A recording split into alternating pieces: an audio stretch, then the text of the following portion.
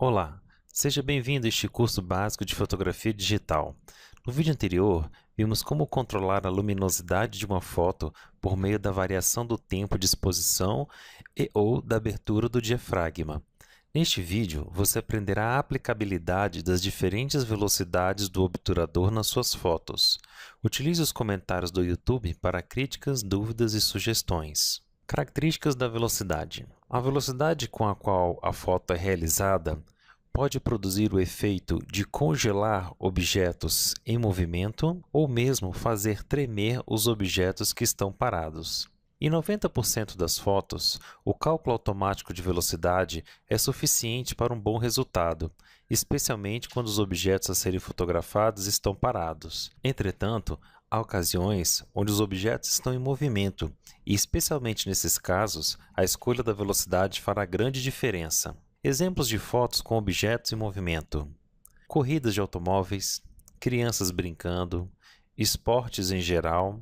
Fotos com velocidade muito baixa tendem a borrar quando apresentam objetos em movimento. Veja esse exemplo. Todos os objetos imóveis e a pessoa que está sentada aparecem focalizados na imagem. Já a pessoa em movimento borrou a foto. Isso aconteceu porque a velocidade escolhida, 1 por 20 avos de segundo, não foi suficiente para congelar o movimento da pessoa.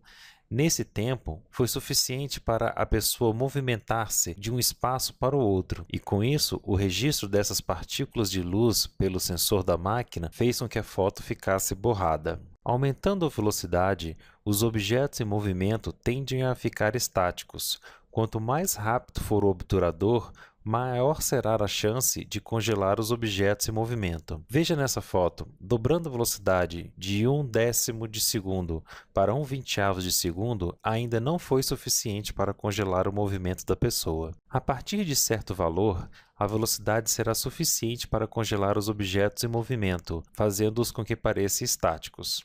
Neste exemplo, 1 por 90 avos de segundo foi quase perfeito, pois apenas um leve desfoque pode ser percebido da pessoa de blusa rosa. Panning. Ao usar uma velocidade baixa, seguindo o objeto em movimento, centralizando-o no visor, consegue-se o efeito de congelar o objeto em movimento e borrar o fundo. Essa técnica é chamada de panning. Para conseguir esse efeito, a velocidade deve ser lenta e o fotógrafo tem que manter o objeto central no mesmo ponto da imagem, ou seja, seguindo o movimento do objeto com a câmera, como se acompanhasse com um binóculo. A técnica panning é muito utilizada em esportes para dar a ideia de movimento e velocidade. Para tirar essa foto, a máquina foi configurada na posição de prioridade de velocidade e abertura em 1 por 30 avos de segundo. A máquina calculou automaticamente a abertura em f22. O foco foi feito em modo manual, utilizando o chão como referência, para evitar qualquer chance de a máquina errar o foco no momento da foto. No momento em que o ciclista se aproximava pela direita, o fotógrafo o acompanhou. Quando o ciclista ficou exatamente à sua frente, o fotógrafo registrou a foto. Geralmente, para este tipo de foto, utiliza-se também o recurso de multifotos, que é a capacidade da câmera tirar uma sequência de várias fotos seguidas enquanto se pressiona o obturador. Posteriormente, escolhe-se a melhor foto.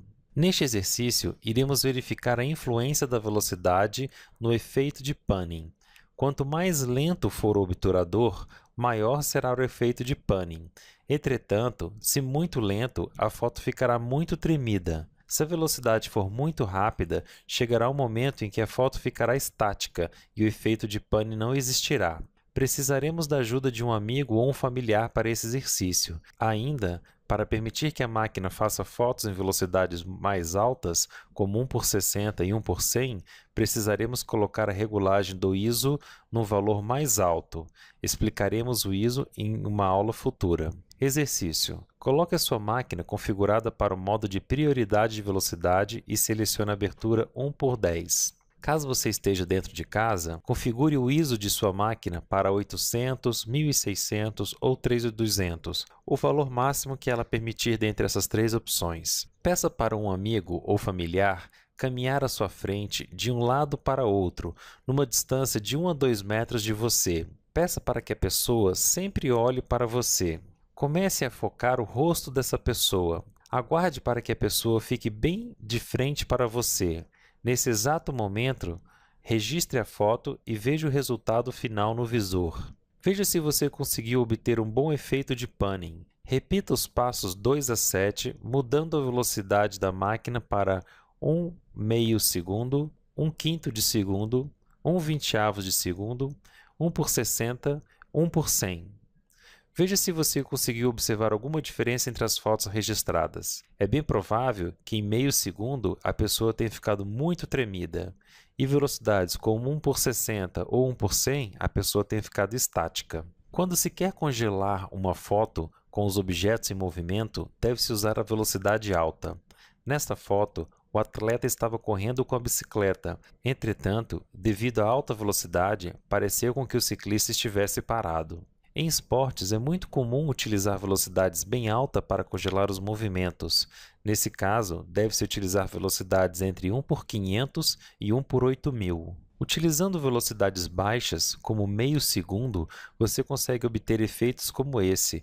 O efeito de algodão ocorre quando muitas gotas de água passam pelo registro da imagem. Lembre-se de apoiar a máquina ou utilizar um tripé, porque velocidades baixas assim será impossível segurar a máquina apenas com as mãos. Falamos bastante sobre as velocidades usuais, aquelas entre 1 por 30 e 1 por 250. Falamos também das velocidades indicadas para congelar os movimentos, aquelas acima de 1 por 500. E das velocidades um pouco baixas, entre meio e 1/10 de segundo, para fazer efeitos de panning, de névoa em cachoeira e para também aumentar a luminosidade do fundo de fotos noturnas. Mas e quantas fotos extremamente lentas, aquela onde o obturador fica aberto por mais de 1 segundo? Para que servem? Quando as utilizaremos? Basicamente, todas as fotos lentas e superlentas exigirão o apoio da câmera, com o uso do tripé para que as fotos não saiam tremidas. Diferentemente das fotos do dia a dia, as fotos superlentas são indicadas para fazer fotos de fogos de artifício, onde a máquina poderá registrar o momento desde que o fogo de artifício explode no céu até que ele se espalhe e apague totalmente, ou seja, todo o movimento do foguete. Com velocidades ainda mais lentas, você poderá registrar não só um, mas vários fogos. Imagine o quanto a máquina poderá registrar em 30 segundos de exposição. Quantos fogos de artifício aparecerão na imagem? Neste caso, que abertura devemos utilizar? A abertura irá fazer pouca interferência na sua foto noturna, mas se ela estiver extremamente aberta, o céu ficará esverdeado ou amarelado, e se ela estiver muito fechada, os fogos ficarão muito sutis. Faça experiências utilizando várias aberturas, mas as mais indicadas são entre f5.6 e f11. Observe depois os resultados obtidos. Fotos noturnas de prédios e monumentos. Você utilizará velocidades em torno de 2 a 10 segundos e abertura na faixa de 5.6. Por meio de experiências, você observará que a luz noturna da sua cidade irá interferir na foto final, podendo esverdear ou amarelar a foto. Fotos de efeito de faróis de lanternas de veículos. Aquelas fotos de mostrar o rastro dos faróis ou das lanternas dos veículos é feito utilizando velocidades na ordem de 5 a 30 segundos. Como muitos carros passarão em frente da câmera durante esse tempo, ela registrará o risco por onde os carros passaram. Fotos de efeito. Há uma série de fotos de efeito onde o fotógrafo deixa o obturador lento e mexe a câmera, rodando-a ou virando-a. Neste momento, uma série de riscos de luz serão registrados na lente. Algumas fotos utilizam ainda o flash para registrar uma pessoa ou um objeto, misturando-o com um show de luzes. Há ainda fotos muito lentas que podem durar horas de exposição. Essas fotos são feitas por meio do recurso bulb, ou B, da máquina, onde as cortinas ficam abertas por todo o tempo que o fotógrafo pressiona o obturador, fechando apenas quando o fotógrafo solta o dedo. Normalmente, utiliza-se um acessório especial para isso, ou um controle remoto, já que o dedo do fotógrafo poderia tremer a foto. Há pessoas que pensam que a foto da Lua, por ser de noite, deveria ser uma exposição lenta, mas não é bem assim. A Lua reflete muita luz, e por isso uma velocidade lenta certamente faria registrar apenas uma bola branca. Para que seja possível registrar as sombras das crateras, utilize uma teleobjetiva de no mínimo 300 mm e uma velocidade de 1:60 com abertura 5.6, em ISO 100. Resumo do uso das velocidades. De 2 a 30 segundos são indicados para fotos à noite, de monumentos, de prédios ou de fogos de artifício. De 1 a 2 segundos são utilizados para efeito de algodão da água utilizando o tripé. De 1/10 a 1/30 de segundo são ideais para a ideia de movimento, o efeito panning, utilizando tripé ou estabilizador. De 1/50 para 1/100 são as fotos típicas, sem muito zoom. Com velocidade de 1/250 a 1/500 são indicadas para congelar o movimento ou fotos com muito zoom. Acima de 1/1000 são indicadas para congelar movimentos e fotos com muito zoom. Aqui vem uma dica. O tremer da foto está intimamente ligado com o zoom que você utiliza. Se você utiliza uma grande angular, como 20 mm, você poderá usar velocidades bem lentas que suas mãos conseguirão manter a firmeza suficiente da máquina para que a foto não saia tremida. Já utilizando teleobjetivas, você certamente precisará usar um tripé ou uma velocidade muito alta, pois quanto maior o zoom, maior é a necessidade de utilizar uma velocidade alta para congelar a imagem. Uma regra muito simples é a seguinte: utilize como velocidade mínima o valor de zoom da sua lente, ou seja, se você vai tirar uma foto com 100 mm, utilize no mínimo velocidade 1/100. Se você vai utilizar uma foto a 300 mm, use a velocidade mínima de 1/500.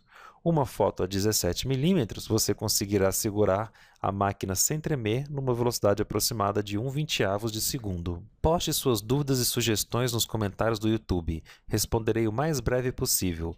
Na nossa próxima aula, estudaremos o efeito da variação da abertura da lente e como ela influencia a profundidade de foco da fotografia. Até breve!